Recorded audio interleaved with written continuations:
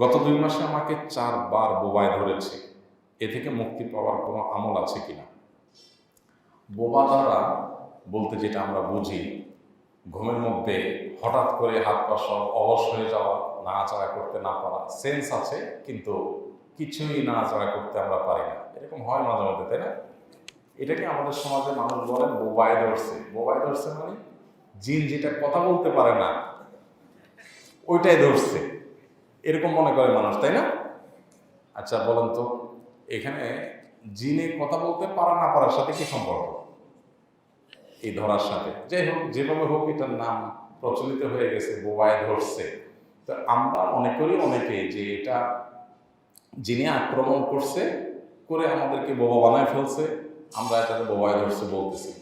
অথচ কোরআন হাদিস থেকে অথবা গ্রহণযোগ্য কোনো আলিম থেকে আপনার এ জাতীয় পরিস্থিতি পড়াটাকে জিনে ধরা বলে আখ্যায়িত করা হয়েছে বলে আমার জানা নেই। কোরআন হাদিসের বিষয়ে এরকম কোনো কথা বলা হয়নি যেটা জিনে ধরা। বরং আমরা দেখি সমকালীন বিভিন্ন গবেষণা দ্বারা এটা প্রমাণিত, ডাক্তাররা আমাদেরকে জানিয়েছেন, বিভিন্ন আর্টিকেল অনলাইনে বিষয় আছে যে এটাকে স্লিপ প্যারালাইসিস বলা হয়, অর্থাৎ ঘুমের মধ্যে পক্ষাঘাত, সাময়িক পক্ষাঘাতগ্রস্ত হয়ে যাওয়া, এটা বলা হয়। আল্লাহ রাব্বুল আলামিন যে মুহূর্তের ভিতরে মানুষ যে কত দুর্বল, আল্লাহ তাআলা সেজন্য বলেছেন খুলিকাল ইনসানু দাইফা, মানুষ খুব দুর্বল করে সৃষ্টি করা হয়েছে। আমরা যে পাওয়ার দেখাই, শুধু 10 মিনিটের ডায়রিয়া এসব পাওয়ার শেষ করার জন্য যথেষ্ট, ঠিক না? ঠিক। যে মাতবরিয়ার পেশি শক্তি দেখাই আমরা, 6 প্যাক দেখাই, শক্তি দেখাই, বাহুর বল দেখাই, শুধু আল্লাহ রাব্বুল আলামিন যদি এটা ডায়রিয়া দিয়ে দেন, আর বেশি না, মাত্র 2 বার গেলেই, যাওয়ার মতো যাওয়া 2 বার গেলেই কি দেখবেন যে এই মানে 6 প্যাক ট্যাক সব প্যাক হয়ে গেছে, সব প্যাক 1 প্যাক হয়ে গেছে। দেখবেন ভাইরা আমার, কত দুর্বল আমরা বলেন। আজকে সকালে এক ভাইয়ের সাথে কথা বলছিলাম, ওনার পরিবারের একজন অপারেশন করতে হবে। কি হয়েছে? লিগামেন্ট ছিঁড়ে গেছে পায়ে। তো কীভাবে ভাই এত বড় দুর্ঘটনা হলো? আমার খুব বেশি ধারণা সম্পর্কে ছিল না, হালকা পাতলা জানতাম ঝাপসা। তো উনি বললেন যে ভাই, খাটে বসা, এক পাও রাখা আর এক পাও উঠে দিয়ে গেছে, ছেড়ে গেছে। আল্লাহ রাব্বুল আলামিন চাইলে আমাদেরকে কত শক্ত করে ধরতে পারেন, মুহূর্তের ভিতরে দুর্বল করে দিতে পারেন। সেটা হতে পারে পরীক্ষার অংশ হিসেবে, হতে পারে সে আমার মর্যাদা বৃদ্ধি করার জন্য। কিন্তু ইমানদার হিসেবে আমরা এই জন্য বিনয়ী থাকা উচিত, অহংকার করার কোনো কারণ নাই। তো বোবায় ধরার যে বিষয়টা, এখান থেকে সে শিক্ষা যে আমি ঘুমের মধ্যে স্লিপ প্যারালাইসিস হয়ে যাচ্ছে, আমার কোনো অঙ্গ প্রত্যঙ্গ কাজ করছে না, সেন্স ঠিকই আছে। যারা প্যারালাইসিস হয় তারা এরকমই হয়। আমি হয়তো সাময়িক সময়ের জন্য প্যারালাইসিস হয়েছি, যেটাকে আমি বড় দ্বারা বলতেছি, সেটা হতে পারে স্থায়ী, হতে পারে সারা জীবনের জন্য। তাহলে একটা হাত প্যারালাইসিস হয়ে গেলে মানুষের কত কষ্ট, সারা জীবন। একটা পা প্যারালাইসিস হলে তার শুয়ে থাকতে হয়, আর পুরো বডি যখন প্যারালাইসিস হয়ে যায় তখন কি অবস্থা হয়? তো এটা তো ঘুমের মধ্যে সাময়িক সময়ের জন্য আসে, যদি এটা স্থায়ী হয়। এজন্য ইমানদার সবসময় নিজেকে দুর্বল ভাববে, অহংকার করবে না, আল্লাহর দিকে সে রুজু করবে, বিনয়ী হবে। যাই হোক, তো এই বোবায় ধরা যেটাকে বলতেছেন আপনি, অনেক মানুষকে ঘন ঘন এই বোবায় ধরে বা আপনার প্যারালাইসিস হয়। এই সম্পর্কে ডাক্তারদের বিভিন্ন পরামর্শ আছে, ডাক্তারদের শরণাপন্ন হওয়া যেতে পারে। বিভিন্ন আপনার আর্টিকেলে পরামর্শ দেওয়া আছে, জাতীয় পত্র পত্রিকাগুলোতে এই বিষয়ে বিভিন্ন লেখালেখি আছে। সেগুলো থেকে আমরা যেটুকু জানি যে মানুষ সাধারণত না ঘুমাইলে, অনিয়মিত ঘুমের ঠিক ঠিকানা নাই, অথবা শরীর খুব ক্লান্ত, অবসাদগ্রস্ত, ঘুমের পরিবেশ নাই, এরকম পরিস্থিতি এগুলো একটু বেশি হয়।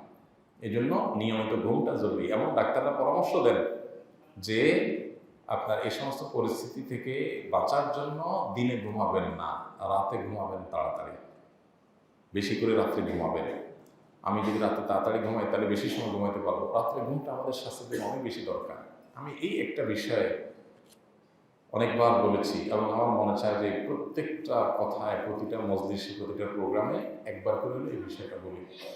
আসেন সবাই আমরা একটু সচেতন হই নিজেদের বাঁচার জন্য, দুনিয়াতে সুস্থ থাকার জন্য, পাশাপাশি আল্লাহর কাছে সওয়াব পাওয়ার জন্য। রাত্রে তাড়াতাড়ি ঘুম যেতে হবে, রাত্রে তাড়াতাড়ি ঘুম। 12টা 1টার আগে এখন আমরা ঘুমাই না।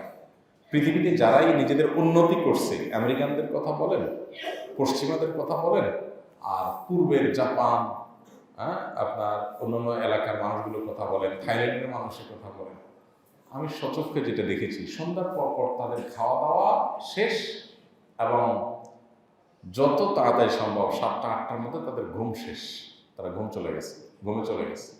ভোরে উঠে কফি শপগুলোতে লাইন ধরে এবং দোকানগুলো অনেক দেশে সকাল থেকে খোলা শুরু করে, সব দেশে না, কিন্তু মানুষজন সকালে সবাই কাজে চলে যায়। আর আমাদের মুসলমানদের অবস্থা কি?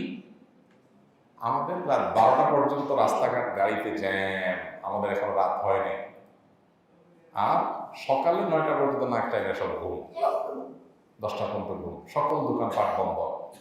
এটা আপনার জীবনকে ধ্বংস করার জন্য, প্রোডাক্টিভিটিকে নষ্ট করার জন্য এটাই সবচেয়ে বড় দায়ী। এই জন্য রাতে তাড়াতাড়ি ঘুমের সংকল্প করেন। আমি আলহামদুলিল্লাহ আমার বাসায় আমরা 10টার ভেতরে রাতে ঘুমিয়ে পড়ি। বিশেষ কোনো ঘটনা না থাকলে, সফল না থাকলে আমরা 10টার ভিতরে সবাই ঘুমিয়ে পড়ি। কোনো কাজ হোক বা না হোক, পড়ালেখা আজকে একটুও হয় নাই, তো শয়তান বলবে যে সারাদিন একটু পড়তে পারস না, তাহলে এখন একটু পড়, এই যে কাজ কাম শেষ, ঝামেলা শেষ হয়েছে, শয়তান আপনার 12টা পর্যন্ত পড়াই দেবে। কারণ শয়তানের টার্গেট হলো আপনার ফজরটা নষ্ট করা। আপনি শয়তানকে বলবেন, বেটা এখন আমি 10টা থেকে 12টা 2 ঘন্টা যে পড়বো, পড়ে আবার সকালে ঘুমাবো, তো এখন না পড়ে এই পড়াটা সকালে পড়ি, তোমার সমস্যাটা কি? সারাদিন আপনি কেওয়াজ ভেজালের মধ্যে থাকলেন, ব্রেইন আপনার নানান কাজে ব্যস্ত থাকলো, এরপরে এসার পর আপনি পড়তে বসলেন, তাহলে এই ব্রেইন নিয়ে বা এই শারীরিক এবং মানসিক অবস্থা নিয়ে পড়ালেখা করলে সেটা আপনার জন্য বেশি উপকার, নাকি রাতভর 8-9 ঘন্টা ঘুমানোর পর ফ্রেশ মাইন্ডে উঠে পড়লে বেশি লাভ? ওদেরকে বোঝানো যায় না। হেফজুখানার ছাত্ররা তাদের সফলতার রহস্য এখানে আছে, শুধু এইটাই আমি বলছি না, এটাও একটা কারণ। হেফজখানার ছাত্ররা সাধারণত সারা দেশে দেখবেন তারা রাত্রে 10টার মধ্যে 100% হেফজখানার ছাত্ররা শুয়ে পড়ে, বরং অনেক জায়গায় 9টা 9:30 শুয়ে পড়ে। আবার উঠে কখন তারা? ভোর 4টা বাজে উঠে যায় তারা। উঠে তখন মূল পড়াটা পড়ে, ব্রেন শার্প থাকে। আর সাধারণত আমাদের অন্যান্য শিক্ষার্থীরা কি করে? রাত 1টা-1:30 পর্যন্ত পড়ে, এরপরে নাক টাইমে ঘুম দেয়, সকাল 11টা 10টা 11টা পর্যন্ত, দুপুর 11টা পর্যন্ত। এটা কোনো জিন্দিগি না, লাইফস্টাইলটা চেঞ্জ করা উচিত।